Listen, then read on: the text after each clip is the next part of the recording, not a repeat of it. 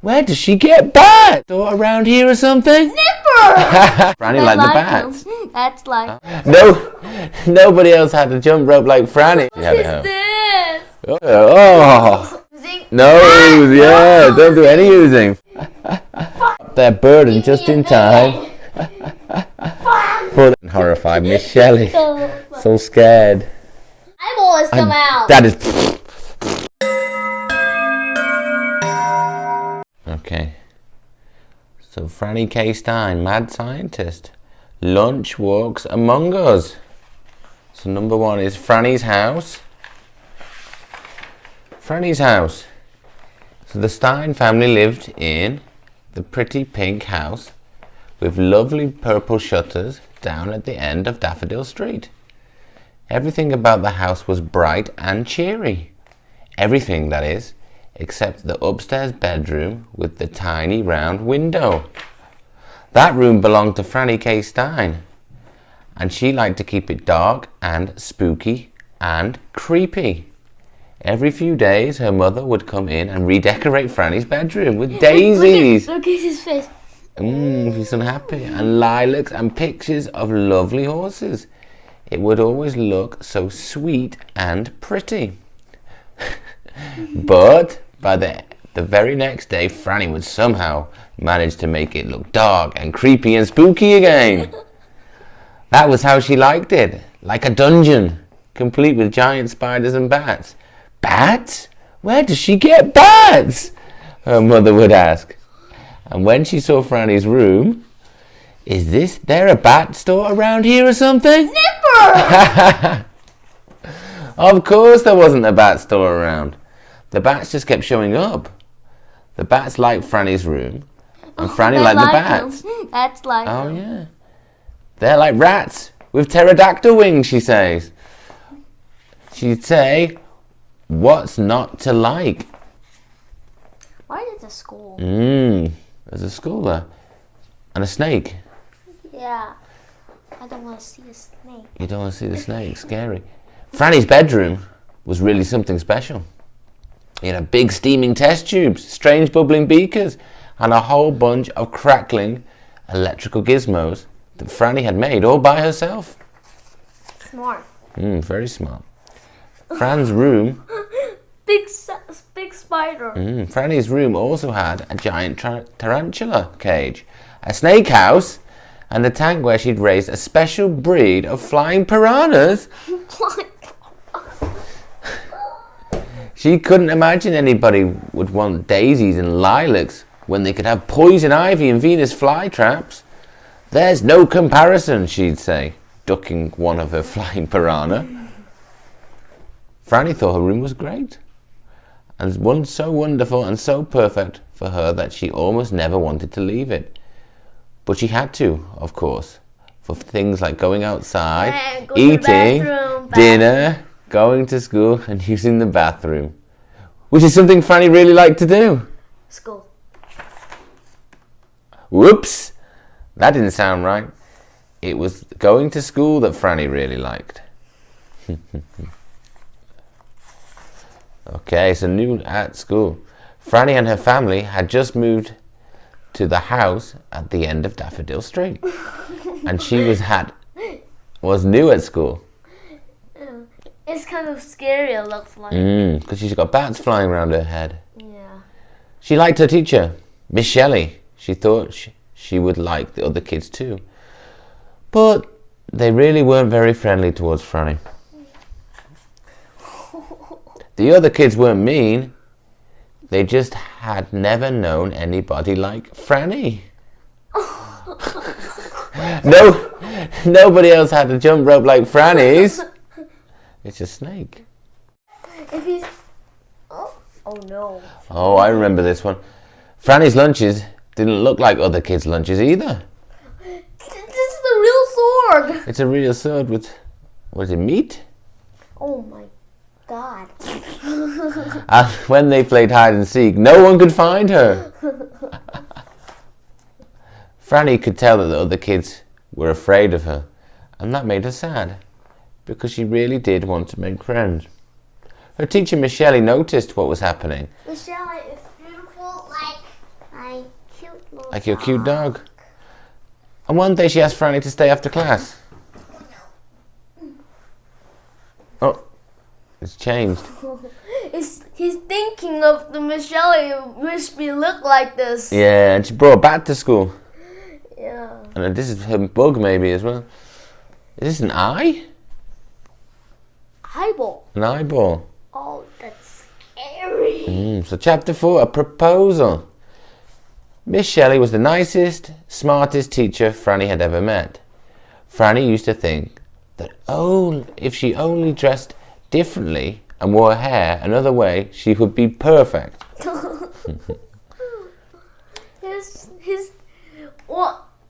She's mind is only thinking of a scary thing. Yeah, every time it's scary and black and dark. You're a wonderful student, Miss Shelley said. Thank you, Franny said. I like school, especially science, especially the gooey parts of science. I like the gooey parts too, Miss Shelley said, and they both laughed. I'm a mad scientist, you know, Franny whispered. That must be very rewarding, Miss Shelley said. But she didn't really believe that Franny was a real-life mad scientist. Franny could tell. But I wonder if he might be a little lonely sometimes, Miss Shelley continued. I am lonely sometimes, Franny admitted.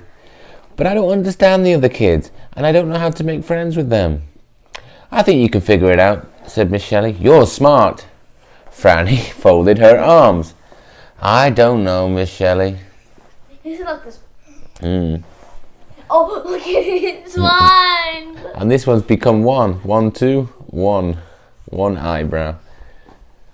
Think of it as an experiment, Miss Shelley said. Franny's eyes lit up. A wide grin crawled across her face. An experiment was one thing she just could not resist. She's touching a finger. And Miss Shelley knew it. Yes, she's very happy and excited. She has a plan. Oh, it's scary. Scary face. Such a big mouth. So the experiment, Franny pointed into the air the way mad scientists do when they're thinking about conducting an experiment. Begins tomorrow. The experiment begins. The next day, Franny came to school, prepared to start her experiment. Before class, she observed some of the girls playing with dolls. Franny was delighted. She knew about dolls. She loved dolls. In fact, she loved them so much she had even made some special modifications to the ones she had at home. What is this? Oh! To bite every... Name is Chompolina, fashion doll by K.Stein. It's super dangerous.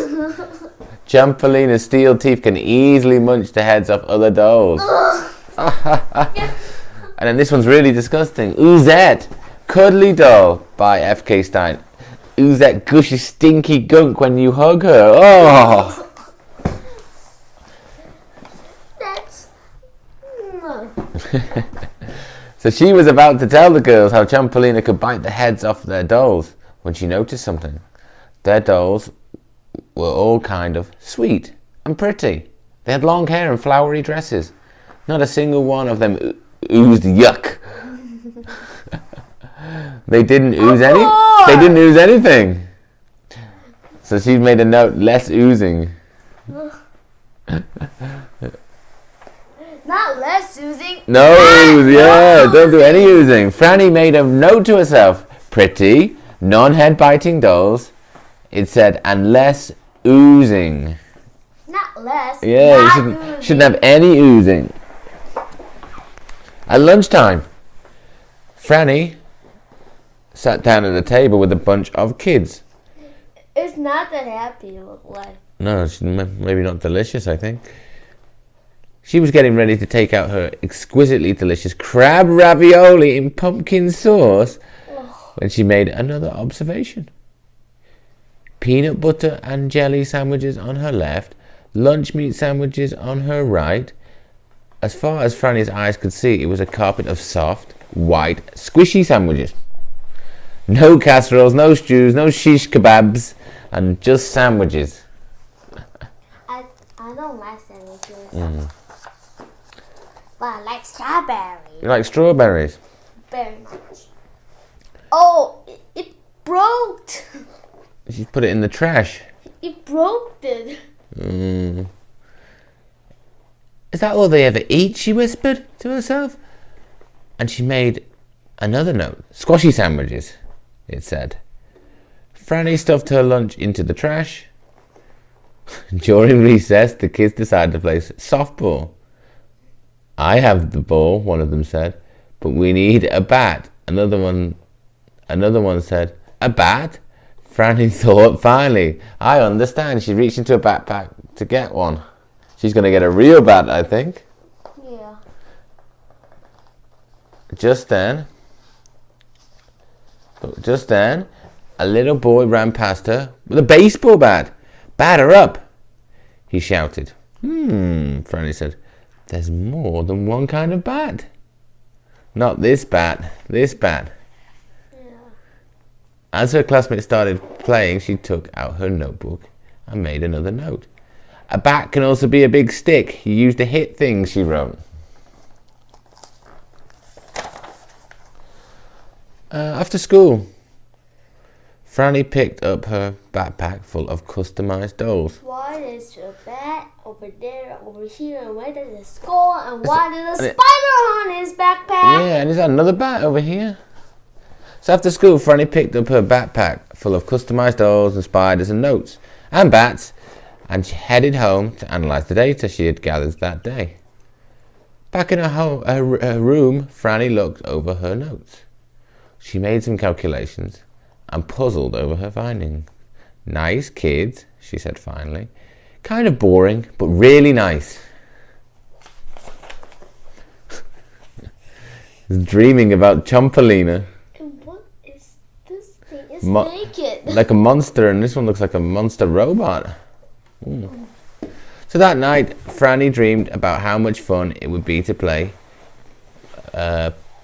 dolls with those girls or trade sandwiches at lunch. Even softball looked like fun, in spite of the fact that they used the kind of bat that didn't have cute, veiny wings. So Making Monsters Chapter 7. Early the next morning, as she was getting ready for school, Franny pulled down her copy of A Treasure of Monster Making Techniques and turned to a chapter on transformations. In particular, she studied the part that explained how to transform a little girl mad scientist into something else. That's a very specific book. Oh, what's this? Is this the page? Yeah. That's the page in her book. Need to know this. Ah, this is her book. Yeah. This is Franny's book. I know just what to do, she said. And she began combining honey, vanilla, jelly beans, and pink soda. She poured the formula into a tall, pretty glass decorated with happy sheep holding up a puppy wearing diapers. Ugh, she said. How cute can you get? Look at this. What is this? She put the mixture into one of her inventions and programmed in her notes. The machine began to hum and shake and buzz and bake, and then finally it binged, just like a microwave when your microwave popcorn is ready. Shocked, Franny gazed at the potion. She held her nose and drank it. She ran to the mirror and watched the strange transformation take place. Look at this. And then even the clothes changed. Yeah. Hair. Oh, almost the eyeball has come out. That is with the coffee. And Mom's dropped his hand. Oh, I'm shocked. You are very. Is that what she said? Yeah. When Franny came downstairs to breakfast, her mum took one look at her and dropped her toast. Dad choked on his coffee. Her brother's eyes almost popped out of his head. Franny, her mother said, you look so nice. Franny did look nice. Her hair was cute, her dress was pretty, and her shoes were adorable. She didn't really look like Franny anymore, but she looked nice. kind of. Oh, she's got a formula for her mum. Jelly and peanut butter between white bread slices. Look at this one. I think she said, yummy. Thanks, Mum, she said. Here's a description of something I'd like prepared for lunch. It's strange and horribly exotic, but I'd appreciate if you could give it a try. Her mum looked at the recipe that Franny had given her. This says jelly and peanut butter between white bread slices, she said. I'm pretty sure I could make this, Franny. I've been making it for years. Excellent, Franny said, and she rubbed her hands together in a mad scientist way. Before school, Franny met some of the girls from her class. Franny had a modified Chompolina with her. Now Chompolina played happy music and squirted perfume and glitter, and came with her own nail polish and rainbow-coloured unicorn with a long tail you could braid. The other girls loved Chompolina and crowded around her. Franny thought it was fun playing with the girls, but deep down, she missed the old Chompolina. At lunchtime, Franny pulled out her PBJ sandwich. The peanut butter had been fully... Look at my sandwich. Yeah, she's very happy with it. The peanut butter had been artfully smoothed and the jelly had been applied equally from one corner to the other. The bread was so blazingly white that Franny needed sunglasses to look at it. Her mum had even trimmed the crusts. And the other kids, noticing this, smiled with approval. When I need to do a sandwich, I wish the sandwich made like this. Yeah. There's strawberry jam. Mm. And... Did you have the... You didn't have the jam and the peanut butter? Yeah. You didn't have this one? I don't like peanut butter. You don't like peanut butter? Yeah. Oh. So Franny... I eat strawberry jam on the bread and eat with my mom sometimes. So it says Franny took a bite and found it to be totally, completely, incredibly average, uninteresting, and no big deal. She had expected so much more. But experiments seemed to be working, so she finished the mushy sandwich. Oh, look what he's thinking. He's thinking of it. At recess, Franny suggested to play softball. She consulted her notes quickly and added, I think it best we use a ball instead of a skull, a giant squid eyeball or something gruesome like that. The other kids were a bit puzzled, but they agreed. Franny had fun playing with them, but deep down she knew the game would have been much more fun with a skull or a giant squid eyeball. Why would you use a skull? Yeah. After school, the kids all said goodbye, and a few even asked her to come over to their houses and play. It was great to be asked, but Franny had to hurry straight home and analyse her day. She was happy. The other kids liked her, even if it was only a transformed her. So lunchtime doesn't agree with me. The next day, at school, while the kids were doing their math problems, Miss Shelley took Franny over to one side and talked to her. How's the experiment going? She asked. It's great. I understand them. I think we're becoming friends. They seem to like me better if I just go along with the things they like.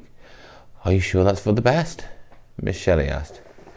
Well, that's what the data seemed to suggest, Franny said, and showed Miss Shelley some graphs to back it up.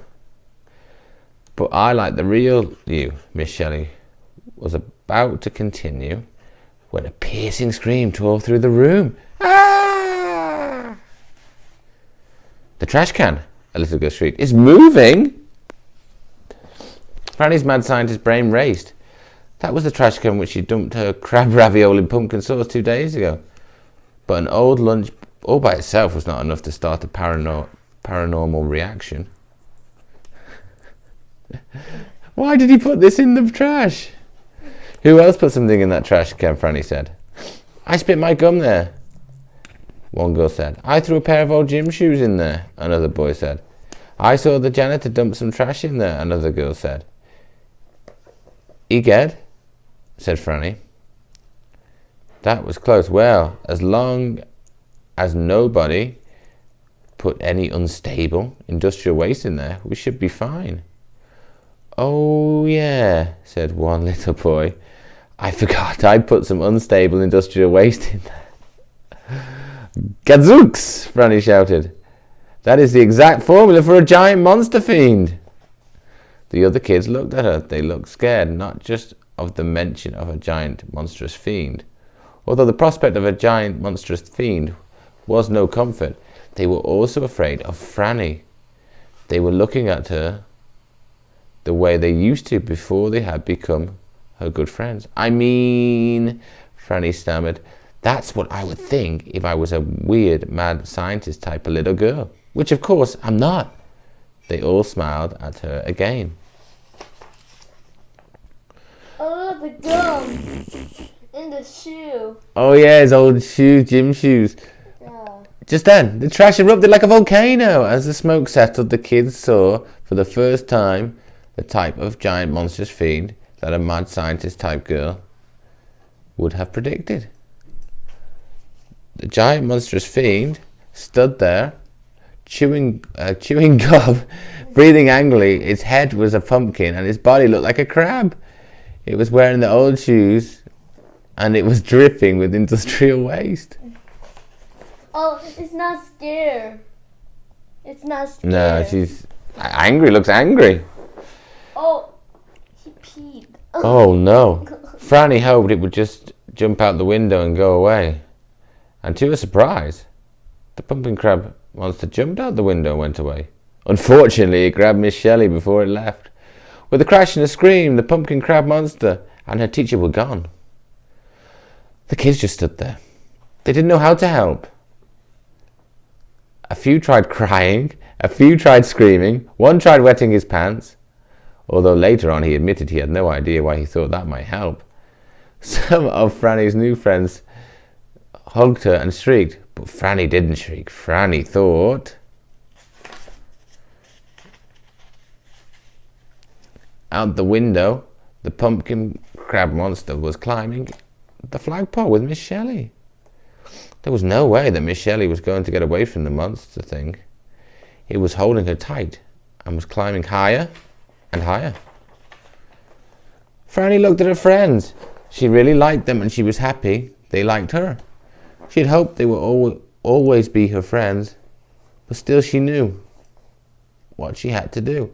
Franny reached into her backpack and pulled out a vial. It said antidote on it. Guys, she said gently, if you all get your lunches, I think I know what we might be able to do. The kids ignored her. They just ran around in little circles, getting more and more scared and confused. Guys, really, I think I know what we need. Franny spoke a little louder this time, but they still ignored her. She's getting angry. We need a fireman, one girl said. We need a superhero, one boy said. We need dry pants, said you know who. Franny stood up. Outside, lightning cracked. What we need, she said, is a mad scientist, which I am. She uncorked the antidote and drank it. She began to cough and sputter and spit.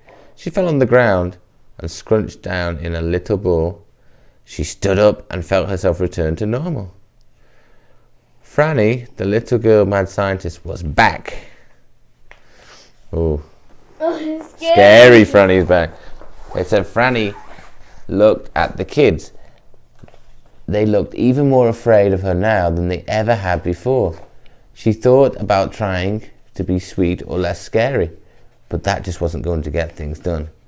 Do as I command, she said in her most scary mad scientist voice. Go get your lunches. The kids stopped running in circles and ran to get their lunches. Mad scientists, even when they're only 4 feet tall, can be very persuasive. Put the bread in one pile and the lunch meat in another, she barked. The kids did as they told and quickly disassembled their sandwiches. Franny was busy examining the bottom of the trash can. I think there's just enough of this unstable industrial waste left to do the trick. Franny worked fast. She told the kids exactly how to arrange the lunch meat. Now get the bread ready.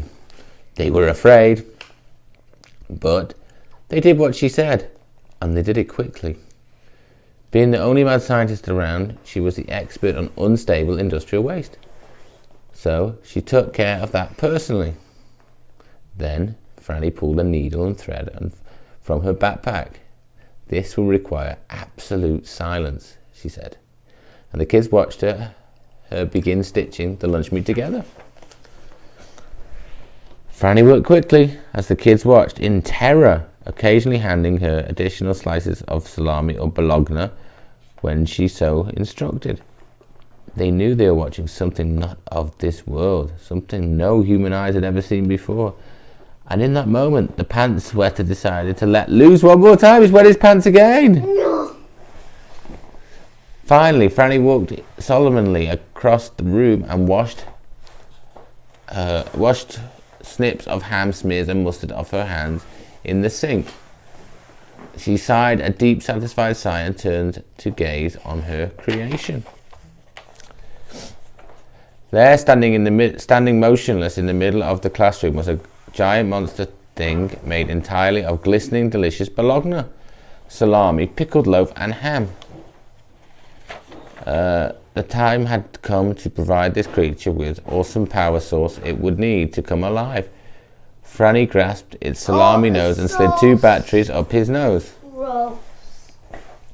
Awaken, she commanded. The creature's eyes slowly opened. It growled and looked at Franny. The kids clung to one another in fear. It was so big. The flagpole, Franny ordered, and the creature began walking stiffly towards the wall. With a mighty punch, it smashed its way through and headed outside. Who's going to pay for this? It will take $100. Yeah, I think more, maybe more. Yeah. Bread, Franny yelled, and the kids following Franny's plan began pushing the pile of bread over to the base of the flagpole. The lunch meat creature grabbed the pot and shook it. Miss Shelley screamed and the kids gasped. Shake harder, Franny commanded. The lunch meat creature shook and shook until finally the pumpkin crab monster dropped. Miss Shelley. The final inning. Franny watched calmly as Miss Shelley fell towards the ground screaming. Then with the loudest puff sound anybody had ever heard, Miss Shelley fell right into the big squishy pile of white bread. Poof! Completely unharmed. Franny turned to the lunch meat creature. Now, my lunch meat abomination, go get that pumpkin-headed creep. Friends are all scary, but Franny's not. No, she's not scared. He's serious. Very serious. The lunch meat creature grabbed the flagpole tightly and pulled until bologna-flavored sweat dripped off his forehead. Finally, with a monstrous groan, the lunch meat creature ripped the flagpole right out of the ground, causing a very angry pumpkin crab monster to fall and hit the pavement with a ground-shaking crash. The pumpkin crab monster got to its feet and growled. It began stomping toward the kids. It was almost at the top of them when Franny, the only kid that did not look worried, calmly whistled. Suddenly, bats flew down from the sky and grabbed the pumpkin crab monster by the arms. Batter up, she said.